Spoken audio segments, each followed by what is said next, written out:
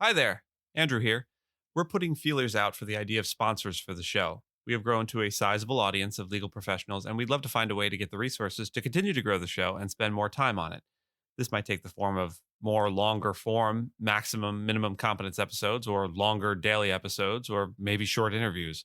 We've had a couple of inquiries regarding sponsorship, but want to get feedback from all of you, the listeners. If you have thoughts or have a sponsor in mind that you think would be a good fit, shoot me an email at andrew@leahy.org. We're still very much in the brainstorming stage, so all ideas are good ideas. So ends the housekeeping segment. Let's get to the show. Hello and welcome to the Minimum Competence episode for Tuesday, March 21st, 2023. I'm your host for today, Andrew Leahy, a tax and technology attorney from New Jersey. In today's episode, they're trying to put Big Donny in a cage. Fox and Dominion each angle for pretrial wins. Sysco has an ongoing issue with its litigation funder. And Column Tuesday, where I regale you with the similarities between Donald Trump's baby bonus proposal and Hungary's tax policy.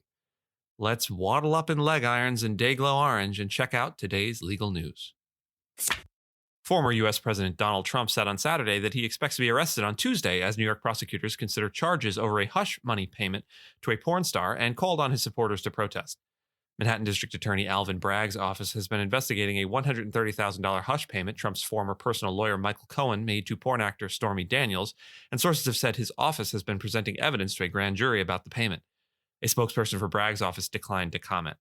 Trump's statement that he expected to be arrested on Tuesday is based on news reports that Bragg's office is going to be meeting with law enforcement to prepare for a possible indictment.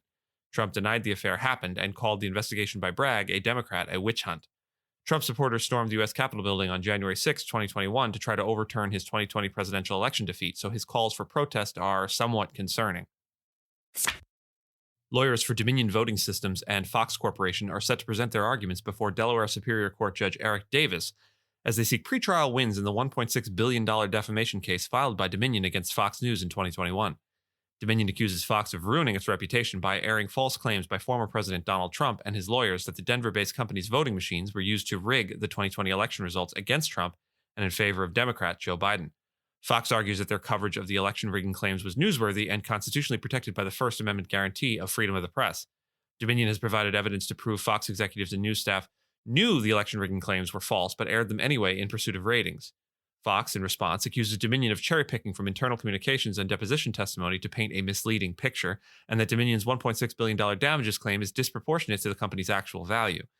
The judge is expected to hear arguments on several issues, including whether the claims that Fox News aired were defamatory, protected as newsworthy reporting and commentary, and whether Fox is responsible for Dominion's claimed damages. If the judge finds Fox liable for defamation, the trial would concern only how much it must pay Dominion in damages. In the ongoing litigation funding cautionary tale, litigation funder Burford Capital is accused by Sysco Corp of blocking it from hiring new lawyers in price-fixing lawsuits after providing the food distributor with $140 million to pursue the suits. Burford is also attempting to scupper settlements in at least two of the lawsuits, according to Sysco. The funder has prevented Sysco from getting new lawyers and from signing off on a new fee arrangement for replacement lawyers, the company claims. Burford has denied the accusations, with his chief information officer calling Sysco's account of the situation disingenuous and inaccurate. Burford has also denied interfering with the independent judgment of its counsel. UBS Group AG has acquired Credit Suisse Group AG for $3.2 billion in a deal that was aided by four of the biggest law firms in the U.S. Davis, Polk & Wardell and Freshfields, Bruckhaus, Derringer represented UBS in the deal, while Cleary, Gottlieb, Steen & Hamilton and Sullivan & Cromwell advised Credit Suisse. The acquisition was government brokered, with Switzerland's largest bank, UBS, agreeing to purchase the 160-year-old Credit Suisse to avoid its failure. The acquisition follows Davis Polk representing 11 banks who deposited $30 billion in First Republic, aimed at stemming the financial panic in the banking sector since the collapse of Silicon Valley Bank. Sullivan & Cromwell also advised New York Community Bank Corp on its purchase of Signature Bank. Hey, would you look at that? It's Column Tuesday. In what is definitely the biggest Trump news today, I draw parallels between Donald Trump's baby bonus proposal and Hungary's despotic Viktor Orban.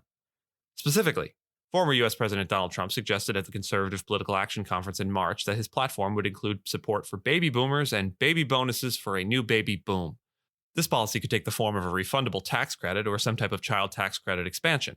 The most common way governments provide financial assistance or incentives for procreation is through tax credits. Trump's proposal is similar to Hungary's Viktor Orban's plan, which announced a cancellation of income tax for new mothers under 30 in 2019, with the cancellation being permanent for the mother's entire income earning life. However, the policy has had a minimal impact on increasing live births, with only 3,500 more live births in Hungary's population of 9.71 million, which is about 0.0361% increase.